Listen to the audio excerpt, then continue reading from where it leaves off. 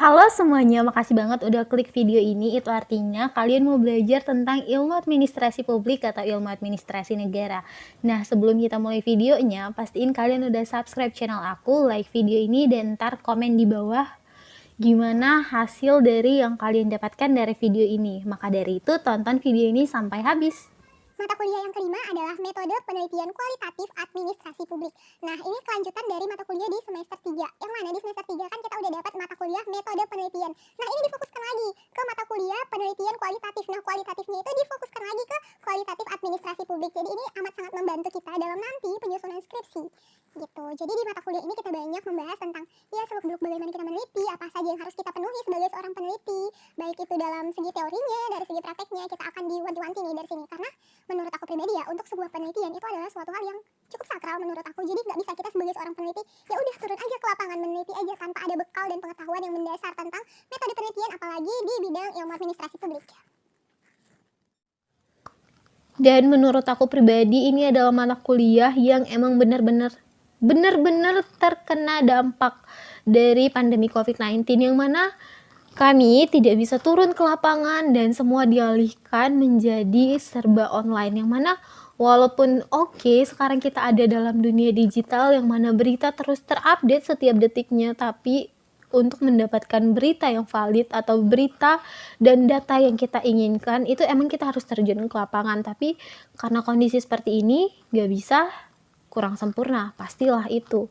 Dan output yang aku dapatkan di mata kuliah ini hanya sampai dalam proposal penelitian. Nah, kalau misalnya teman-teman yang masih SMA nih nonton video aku, kalian pasti sering dengar teman-teman kalian yang sempro, semhas, kayak seminar proposal, seminar hasil, sidang meja hijau, dan lain sebagainya. Jadi seminar proposal atau proposal itu adalah hal yang pertama yang kita lakukan sebelum kita masuk ke penelitian. Itu menurut pemahaman aku. Kalau misalnya salah, please komen di bawah, correct me if I'm wrong. So, kita lanjut ke mata kuliah yang ke-6. Di sini aku sekalian ngeliat si KRS ini karena aku gak ingat. Dan mata kuliah ke-6 itu adalah perencanaan pembangunan. Nah, perencanaan pembangunan ini juga merupakan salah satu dari mata kuliah lanjutan di semester 3, yang mana dulu di semester 3 aku belajar tentang teori pembangunan. Nah, sekarang tentang perencanaan pembangunan. Alhamdulillah juga dosennya tuh sama, jadi kayak kemarin di semester ini saya menjelaskan ini dan di semester 4 saya menjelaskan ini. Dosennya tuh sama, jadi lebih enak menurut aku ya kalau misalnya dosennya sama. Dan ini adalah mata kuliah yang paling asik sih menurut aku, walaupun di semester 4 kita kayak cuma bahas satu undang-undang aja. Dan buat teman-teman, undang-undang apa sih yang kita bahas? Coba cari tahu dulu sebelum kalian dapat informasi dari aku. Aku pengen kalian cari tahu dulu, atau teman-teman yang udah belajar boleh komen di bawah biar adik-adik tuh bisa tahu dan lebih penasaran tentang apa sih yang dibahas di mata kuliah perencanaan pembangunan ini. Intinya tuh kita di sini banyak membahas tentang musrenbang, RPJP. Nah, ini sebenarnya yang buat aku sedikit pusing di mata kuliah ini, walaupun sebenarnya sama sih namanya, cuma belakangnya doang yang diganti-ganti. Tapi karena itu banyak, kalau kita nggak teliti, ya kita nggak berhasil di mata kuliah ini menurut aku. Walaupun mata kuliah ini terlihat mudah ya, kayak apa sih itu RPJP, apa sih itu RPJM,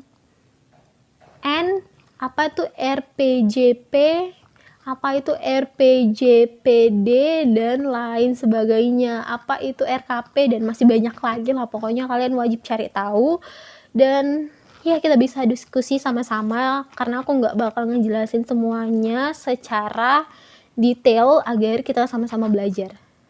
Mata kuliah yang ketujuh adalah Manajemen Sumber Daya Manusia di Sektor Publik atau MSDM.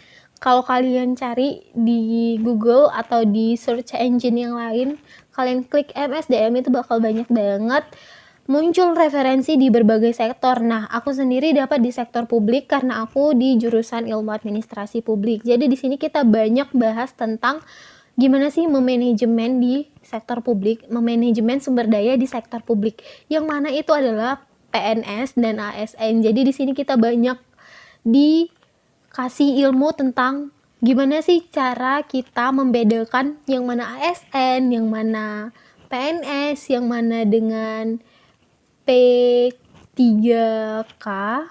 P3K,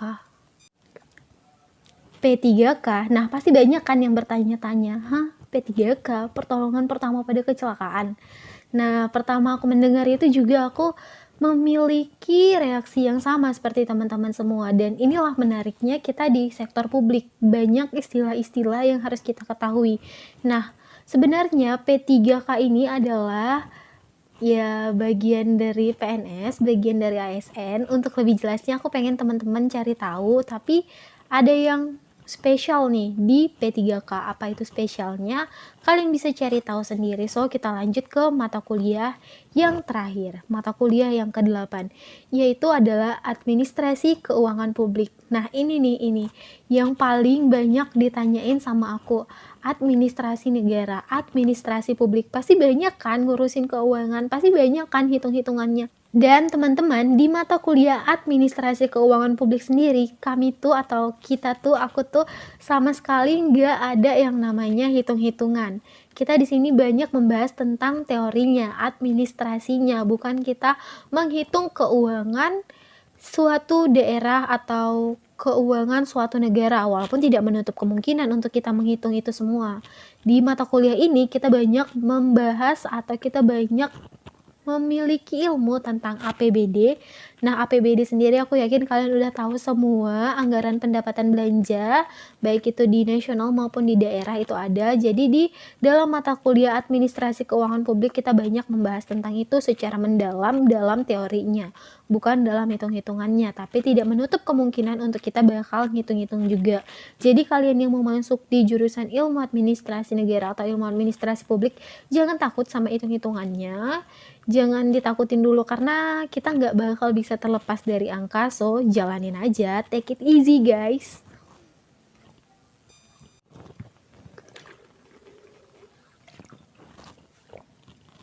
Aus juga ngomong seperti itu.